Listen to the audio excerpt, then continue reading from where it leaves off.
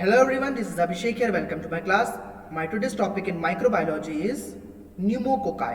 हम देख रहे हैं न्यूमोकोकस बैक्टीरिया के बारे में बेटा, जिसका मैंने प्रीवियस एक वीडियो बना चुका हूं। अगर आप लोगों ने नहीं देखा है तो प्लीज़ आप पहले वो वीडियो देखिए, फिर इस वीडियो को देखना, तो आपको बहुत अच्छे से सारी चीज़ें क्लियर होंगी। क्योंकि मैंने जो रेस्ट ऑफ द पोर्शन जो उसमें बच गया था वो इस वीडियो में कवर कर रहा हूँ। और पहले वाला जो पोर्शन है जो आपको पता होना चाहिए इसके बारे में, इसकी जेनेटिक रिलेटेडनेस, इसका क्लासिफिकेशन एंड इसकी मॉर्फोलॉजी, ये सब हमने इसके प्रीवियस वीडियो में देखी है। अब इस वीडियो में बेटा हम इसकी लैबोरेटरी टेक्निक्स देखेंगे। प्रीवियस वीडियो में मैंने आपको उसका स्पेसिमेन कलेक्शन और ट्रांसपोर्ट और कलेक्शन भी बताया हूँ। इस वीडियो में बेटा मैंने ये पेज इसलिए खोला ताकि आपको याद आ जाए कि आपने प्रीवियस वीडियो में क्या देखा है। तो चलिए शुरू करते हैं। हमारे पास बेटा स्पेसिमेन आया, ठीक है। हमारे पास क्या आया, इसका स्पेसिमेन आया। स्पेसिमेन आने के बाद हमने इसका कलेक्शन किया और लैब में पहुंचवा दिया। लैब में जब बेटा हम पहुंचवा देते हैं तो सबसे पहले क्या करते हैं, हम इसकी करते हैं माइक्रोस्कोपी, हम देखने के लिए कि बैक्टीरिया एक्चुअली है कौन सा, है ना। अगर हम इसको समझ में आ गया हमको तो बहुत अच्छे से इसकी इन्वेस्टिगेशन हो जाती है। और कभी कभी अगर नहीं समझ में आया तो हम उसके और भी कलेक्शन और करके, मतलब कलेक्शन, उसी कलेक्शन से और भी हम इसके टेस्ट लगाते हैं। डायरेक्ट माइक्रोस्कोपी और एंटीजन डिटेक्शन टेस्ट करते हैं बेटा इसका। तो माइक्रोस्कोपी करने के लिए बेटा हम कौन सी स्टेनिंग करेंगे, हम करेंगे बेटा ग्राम स्टेनिंग। क्योंकि क्या है, ये ग्राम पॉजिटिव कोकाई है। क्या है न्यूमोकोकस बैक्टीरिया, न्यूमोकोकाई बैक्टीरिया क्या है बेटा, ग्राम पॉजिटिव कोकाई है। तो हम क्या करेंगे, इसकी ग्राम स्टेनिंग करेंगे। ग्राम स्टेनिंग करने के समय बेटा क्या करते हैं, ग्राम स्टेनिंग क्या करता है, gram staining of smear, gram staining जो करते हैं हम स्मीयर बनाकर, reveals a large number of polymers, large number of polymers को क्या करता है, ये रिवील करता है यानी दिखाता है। और अटिपिकल और टिपिकल ऑर्गेनिजम्स को ये दिखाता है ग्राम स्टेनिंग। और मेनिंजाइटिस जैसी कंडीशंस में भी बेटा हम क्या करते हैं, ग्राम स्टेनिंग करते हैं। जैसे मेनिंजाइटिस भी अगर होता है तो वो न्यूमोकोकाई बैक्टीरिया के कारण भी मेनिंजाइटिस होता है। तो वैसी कंडीशंस में भी क्या करते हैं, हम इसका माइक्रोस्कोपी करते हैं। और माइक्रोस्कोपी करने के समय हम क्या करते हैं, इसकी कैप्सूल स्वेलिंग में भी observe under microscopic condition.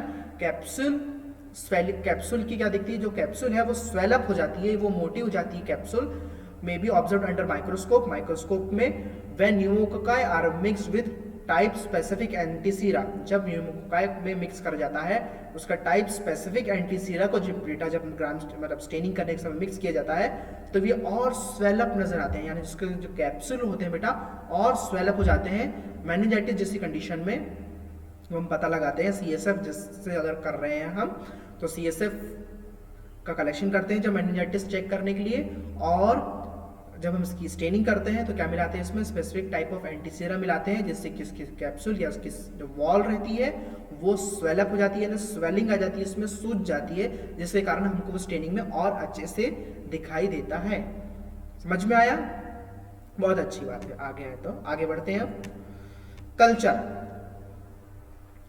Specimen is inoculated on blood agar. Specimen को इनोक्यूलेट करते हैं यानी डालते हैं, पोर करना नहीं बोलते हैं बेटा, उसको पोरिंग नहीं बोलते हैं हम क्या बोलते हैं, पोरिंग का मतलब कैसे समझाऊं आपको, जैसे हम कप में चाय नहीं डाल रहे हैं, ग्लास में पानी नहीं डाल रहे हैं, हम क्या कर रहे हैं, इनोक्यूलेशन कर रहा है। क्या कर रहे हैं, हम इनोक्यूलेट कर रहे हैं, यानी स्पेसिमेन को डाल रहे हैं ब्लड अगार में, उसको इनोक्यूलेशन बोलते हैं ना। Specimen is inoculated on blood agar, blood agar में स्पेसिमेन को लगाया जाता है and incubated at 37 degree Celsius for 24 hours in the presence of 5 to 10% carbon dioxide. क्या करते हैं हम, ब्लड अगार में कल्चर कर रहे हैं बेटा, हम ब्लड अगार में इसका कल्चर किया जाता है। और जब कल्चर करते हैं तो कल्चर के लिए क्या इसका स्पेसिफिक कंडीशन क्या होना चाहिए, 37 डिग्री सेल्सियस इसका टेम्परेचर होना चाहिए। 24 आवर्स के लिए हम इसका कल्चर लगाने के बाद इसको इंक्यूबेट करते हैं। और प्रेजेंस ऑफ 5 to 10% इसमें कार्बन डाइऑक्साइड होना चाहिए, CO2 होना चाहिए। फेवरेबल कंडीशन है इसके लिए, ताकि इसका अच्छे से हीमोलाइसिस प्रॉपर्टी जो है इसकी ब्लड अगार में जो ये हीमोलाइसिस देता है तो बहुत अच्छे से हीमोलाइसिस दे पाए, इसलिए हम इसका क्या करते हैं, 5 to 10% इसको कार्बन डाइऑक्साइड में इसलिए हम रखते हैं। ठीक है। Typical colonies develop with haemolysis, typical colonies दिखती है इसकी हीमोलाइसिस करने के लिए विद अल्फा हीमोलाइसिस इसमें नजर आता है। मैं आपको समझाऊंगा अल्फा हीमोलाइसिस, बीटा हीमोलाइसिस शायद मैं आपको बता चुका हूँ, नहीं शायद नहीं, बिल्कुल बता चुका हूँ मैं आपको, जब हमने स्ट्रेप्टोकोकाई जब पढ़ा था उसमें मैंने आपको डायग्राम में अल्फा हिमोलाइसिस, बीटा हिमोलाइसिस और नॉन हिमोलाइसिस या गामा हिमोलाइसिस हमने समझा था क्या होता है, ठीक है। Organisms from the isolated colonies are identified by gram staining and biochemical reactions. जो ऑर्गेनिज्म होता है बेटा उसकी हम स्टडी करते हैं फ्रॉम द आइसोलेटेड कॉलोनीज, यानी जो कॉलोनी बनी है स्टेनिंग में, जो कॉलोनीज बनी है स्टेनिंग में उसको हम आइडेंटिफाई करते हैं ग्राम स्टेनिंग और बायोकेमिकल रिएक्शंस लगाकर। अब ये पॉइंट समझो बेटा, शायद आपको समझ में नहीं आएगा। Typical colonies develop with alpha haemolysis. Alpha haemolysis में क्या होता है, कॉलोनीज डेवलप होती है। Organisms from isolated colonies, organisms यानी जो भी ग्रोथ हुई है बैक्टीरिया की बेटा, जैसे कि ये कल्चर प्लेट है और यहाँ पे क्या है ग्रोथ हुई है, तो मैं एक लूप लूंगा वहां से, एक जैसा राई का दाना देखा, मस्टर्ड सीड देखा है, मस्टर्ड सीड के जैसे वहां पे कॉलोनीज दिखेंगी आपको, हाँ वैसे यानी बारीक बारीक पतली पतली कॉलोनीज दिखेंगी, और वह आपको कॉलोनी यानी कि एक बैक्टीरिया ही एक कॉलोनी कहलाता है। एक कॉलोनी आपने उठाया वहां से और क्या करेंगे आप उसके स्मीयर भी बनाओगे जिससे आप उसकी ग्राम स्टेनिंग कर सकते हो आगे चल के, और बायोकेमिकल रिएक्शंस लगा सकते हो जिससे हम और अच्छे से क्लियरिटी हमको आ जाएगी बैक्टीरिया के बारे में कि न्यूमोकोकाई है ये, ठीक है। तो ये सारी चीजें करते हैं, इसका एग्जैक्ट एक्यूरेसी के लिए बेटा हम इतने सारे टेस्ट इसकी परफॉर्म करते हैं न्यूमोकोकाई बैक्टीरिया के रिकॉग्नाइजेशन के लिए या डिटर्मिनेशन के लिए, ठीक है। तो मैंने क्या बताया आपको, organisms from the isolated colonies, organisms जो आइसोलेटेड कॉलोनी से अलग से जो कॉलोनी बनाई गई है ब्लड कल्चर में, उसमें से हम आइसोलेटेड कॉलोनीज को लेते हैं और क्या करते हैं ग्राम स्टेनिंग या बायोकेमिकल टेस्ट लगाया जाता है। अब देखो बेटा आपको नजर आ रहा होगा नीचे डायग्राम देखो, हिमोलिसिस दिख रहा, ब्लड कल्चर दिख रहा होगा, इसमें हिमोलिसिस दिख रहा होगा। ये डायग्राम मैंने रिपीट किया है ताकि आपको पुराना डायग्राम याद आ जाए। बीटा हिमोलिसिस दिख रहा है आपको, बीटा हिमोलिसिस में क्या है कितना ज्यादा कंप्लीट जोन ऑफ हिमोलाइसिस देता है। अल्फा हिमोलिसिस कौन सा देता है, पार्शियल हिमोलिसिस देता है, और गामा हिमोलिसिस या तो इसको नॉन हिमोलाइटिक हिमोलिसिस भी बोला जाता है गामा को, जो बहुत रेयरली और बहुत इनकम्प्लीट हिमोलिसिस बोलते हैं इसको, इनकम्प्लीट यानी कि देता ही नहीं हिमोलिसिस। दिख रहा होगा आपको बीटा हिमोलिसिस दिख रहा होगा, सबसे पहला जो दिख रहा होगा हिमोलिसिस, उसमें मार्किंग भी लेबलिंग भी है कितना ज्यादा हिमोलिसिस, यानी कि क्या करना ब्लड को, या हिमोलिसिस यानी क्या करना, ब्लड जो दिख रहा है आपका वहां पे ब्लड को खा जाना, वहां पे दिख रहा है ब्लड का लाइसिस होना, इस तरीके से हिमोलिसिस प्रॉपर्टी नजर आती है। अल्फा हिमोलिसिस में आपको दिख रहा है ग्रीन ब्राउन बाउंड्रीज नजर आ रही होगी बेटा, देख रहे हो आप वहां पे ग्रीन बाउंड्रीज नजर आ रही है अल्फा हिमोलिसिस में, इस तरीके से पार्शियल हिमोलिसिस करता है। और नॉन हिमोलाइटिक या तो गामा हिमोलाइसिस, हिमोलाइसिस ही शो नहीं करता है बिल्कुल भी, इस तरीके से आपको कल्चर मीडिया में हिमोलाइसिस नजर आया होगा, ठीक है। अब देखोगे आप बेटा नीचे इसके बायोकेमिकल रिएक्शंस की, बायोकेमिकल रिएक्शंस इसमें क्या क्या होते हैं। कल्चर समझ में आ गया अच्छे से आपको, हिमोलिसिस समझ में आएगी क्या क्या हिमोलिसिस होता है, कैसे हिमोलिसिस होता है।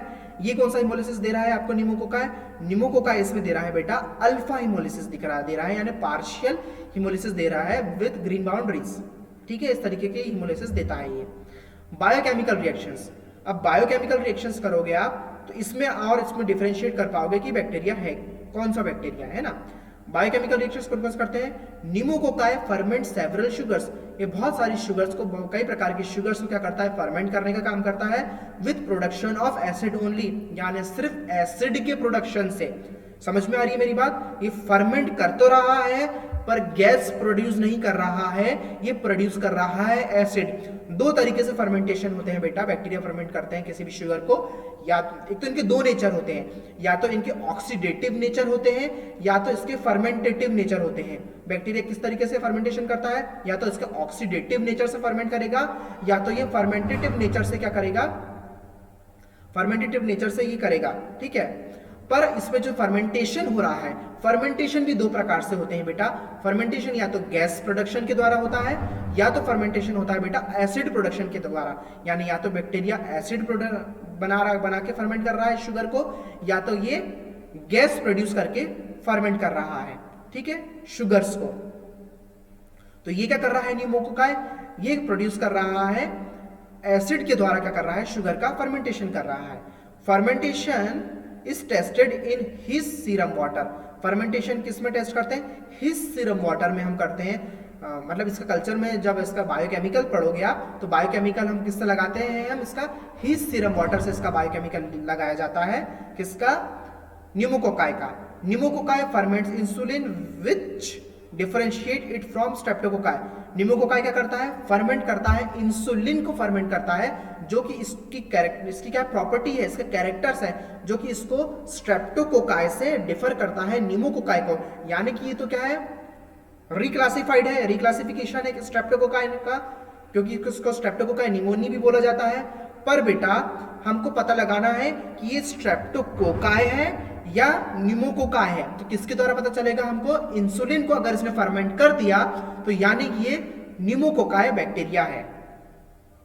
Another test which has a great value is optochin sensitivity test. एक ऑप्टोचिन सेंसिटिव टेस्ट भी होता है बेटा, जिसके द्वारा हम पता लगाते हैं कि ये न्यूमोकोकाई है कि नहीं है। हाँ, हम स्ट्रेप्टोकोकाई में भी इसको पता लगाते हैं। ऑप्टोचिन सेंसिटिविटी टेस्ट, ये याद रखना, ये टेस्ट के बारे में कभी कॉम्पिटिटिव एग्जाम में पूछा जाए तो बिल्कुल आप आंसर कर देना इसका, कि ऑप्टोचिन सेंसिटिविटी टेस्ट लगाया जाता है। ठीक है, तो बायोकेमिकल रिएक्शन में क्या क्या देखा हमने, ये एसिड के द्वारा, ये शुगर्स जो रहती हैं एसिड के द्वारा, ये एसिड का प्रोडक्शन करके ये शुगर्स को फर्मेंट करता है। और हिस सीरम वाटर में हम इसका फर्मेंटेशन का टेस्ट लगाते हैं, हिस सीरम वाटर में, जिसमें कि ये क्या करता है, इंसुलिन को अगर ये फर्मेंट कर देगा तो यानी कि न्यूमोकोकाई है, और अगर नहीं करेगा यानी ये अदर कोई स्पीसीज का बैक्टीरिया है। ठीक है, ऑप्टोचिन सेंसिटिविटी टेस्ट भी लगाया जाता है, जो कि इसका एक ग्रेट वैल्यू देता है ये टेस्ट को। नेक्स्ट देखेंगे अब हम इसका पॉइंट, एनिमल पैथोजेनिसिटी टेस्ट। यानी कि एनिमल में हम इसका पैथोजेनिसिटी देखेंगे कि एनिमल में किस तरीके से, जब हम एनिमल में इनॉकुलेशन करके किस तरीके से इसका टेस्ट लगाया जाता है। From specimens where organisms are expected to be scanty. From specimens where organisms are expected to be scanty, scanty दिखते हैं ये। इंट्रापेरिटोनियल इनॉकुलेशन इन माइस में बी यूज्ड।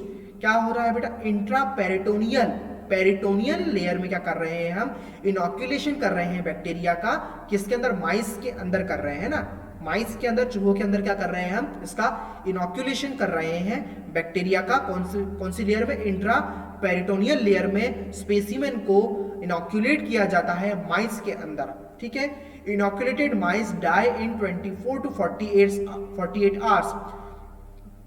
इनॉक्यूलेटेड माइस यानी कि जिसमें बैक्टीरिया को डाला गया है, पेरिटोनियल लेयर में बैक्टीरिया को डाला गया है, किसके, माइस की पेरिटोनियल लेयर में बैक्टीरिया को डालते हैं इंजेक्शन के द्वारा।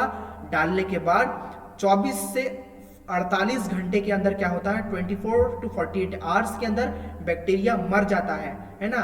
Bacteria dies in 24 to 48 hours, जो कि क्या है, बताता है कि इसमें ये प्रेजेंट है कि नहीं। कौन मर जाता है, चूहा मर जाता है। और क्या पता लगता है कि इसमें ये बैक्टीरिया है कि नहीं। Heart blood and peritoneal exudate of the animal shows pneumococci. Heart blood यानी इसके हार्ट में कैसा ब्लड प्रेजेंट है, क्लॉटेड ब्लड प्रेजेंट है क्या, हार्ट में क्या ब्लड क्लॉट हो जाता है, जिसके कारण क्या होता है, ब्लड क्लॉट हो गया तो हार्ट पंप नहीं कर पाएगा इस तरीके से। और पेरिटोनियल एक्सुडेट यानी पेरिटोनियल फ्लूइड में इसके क्या एक्सुडेट्स आ रहे हैं, वो क्या शो करता है, ऑफ द एनिमल, एनिमल का क्या शो करता है, न्यूमोकोकाई इसमें प्रेजेंट है कि नहीं, ये सब चीजें इसमें शो करती है। और टेस्ट में भी नेगेटिव विद ओकेशनल स्ट्रेन्स, कुछ ओकेशनल यानी कुछ अलग टाइप की जो स्ट्रेन्स रहेंगी इसकी, वो स्ट्रेन्स में क्या होता है, नेगेटिव टेस्ट शो करता है, यानी बैक्टीरिया की इनॉक्यूलेशन के बावजूद भी जो माइस की डेथ नहीं होती है, यानी चूहा नहीं मरता है। द टेस्ट में भी negative with occasional strains which are virulent for mice type 14 types, यानी इसकी कितनी प्रकार की स्ट्रेन्स रहती है, 14 टाइप्स की ऐसी स्ट्रेन्स रहती हैं न्यूमोकोकाई के अंदर या अदर बैक्टीरियाज के अंदर। ऐसी 14 प्रकार की स्ट्रेन्स रहती हैं जो कि अविरुलेंट यानी कि इसको अविरुलेंट रहती है, यानी कि असेंसिटिव रहती है, इसको सेंसेशन शो नहीं करती है बैक्टीरिया के अंदर। ठीक है, और बैक्टीरिया माइस के अंदर या किसी भी इनॉक्यूलेटेड एनिमल के अंदर ये सेंसेशन शो नहीं करता है। नेक्स्ट पॉइंट और हमारा लास्ट पॉइंट है एंटीबायोटिक सेंसिटिविटी टेस्ट। हम देख रहे हैं एंटीबायोटिक सेंसिटिविटी टेस्ट, इसमें ज्यादा कुछ नहीं रहता बेटा। It is specifically used in strains which are resistant, ये ऐसे स्ट्रेन्स के लिए एंटीबायोटिक सेंसिटिविटी टेस्ट लगाया जाता है जो रेजिस्टेंट हो, यानी कि किसी भी एंटीबायोटिक से आप उसको दिया जाए उसके खिलाफ ये रेजिस्टेंट यानी प्रतिरोधक एक्ट करे, यानी कि एंटीबायोटिक से ये जो लड़ नहीं पाती है ना, मतलब एंटीबायोटिक से ही लड़ पाए, एंटीबायोटिक का जिसको असर ना हो वैसी स्ट्रेन्स को यूज किया जाता है। वैसी स्ट्रेन्स के लिए क्या लगाया जाता है, एंटीबायोटिक सेंसिटिविटी टेस्ट लगाया जाता है, पता लगाने के लिए कि बैक्टीरिया जो है, मतलब ढेर सा क्या करते हैं, एक मतलब मीडियम लेते हैं, मीडियम में क्या करते हैं, स्ट्रिकिंग करके पूरे बैक्टीरिया को पूरा फैला देते हैं। स्ट्रिकिंग करके फैलाने के बाद जगह जगह पे इसकी एंटीबायोटिक डिस्क रखी जाती है, और जितनी जोन क्रिएट करेगा, यानी जितना इसने इसका एरिया कवर किया है, जितनी जगह से उसने एरिया को खाया है, उतना ये क्या है, सेंसिटिव है टेस्ट के लिए, उतनी ये एंटीबायोटिक असर कर रही है। और जिस एंटीबायोटिक डिस्क के चारों तरफ कोई भी जोन क्रिएट नहीं हुई है, यानी इससे ये रेजिस्टेंट है, और हर एंटीबायोटिक का जो डायमीटर है और जो भी इसका मेजरमेंट है वो स्केल के अकॉर्डिंग, इनका स्केल से हम पहली बात तो उसका मेजरमेंट लेते हैं, और इनकी एक लिस्ट रहती है कि कुछ एंटीबायोटिक जो है इस बैक्टीरिया के लिए इतना सेंसिटिव शो करती है, तो उसके अकॉर्डिंग हम इसका zone of antibiotic sensitive test का हम इस तरीके से इसकी जोन लगाते हैं। तो ये टेस्ट बेटा हम करते हैं न्यूमोकोकाई बैक्टीरिया का इन्वेस्टिगेशन और लेबोरेटरी डायग्नोसिस करने के लिए। होप कि आपको मेरा वीडियो बहुत अच्छे से समझ में आया होगा। जिनको नहीं समझ में आया है आप मुझे कमेंट सेक्शन में बता सकते हैं, कुछ भी क्वेश्चन क्वेरीज हो तो बिल्कुल बेझिझक पूछे कि सर हमको ये क्वेश्चन नहीं समझ में आया है, तो जब भी समय मिलेगा तब मैं आपको जरूर आंसर कर दूंगा।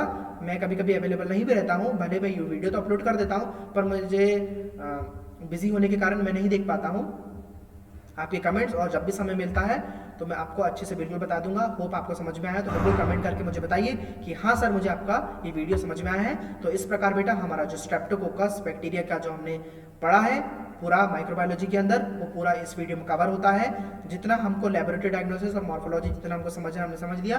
पैथोजेनेसिस समझने के लिए अगर किसी ने ये वीडियो देखा होगा तो मैंने इसकी पैथोजेनेसिस कुछ दूसरे वीडियोस में निमोनिया वाला जो मैंने पढ़ाया है सेगमेंट, उस सेगमेंट में मैंने आपको इसका पैथोजेनेसिस भी कवर कर दिया हूँ। So thank you very much for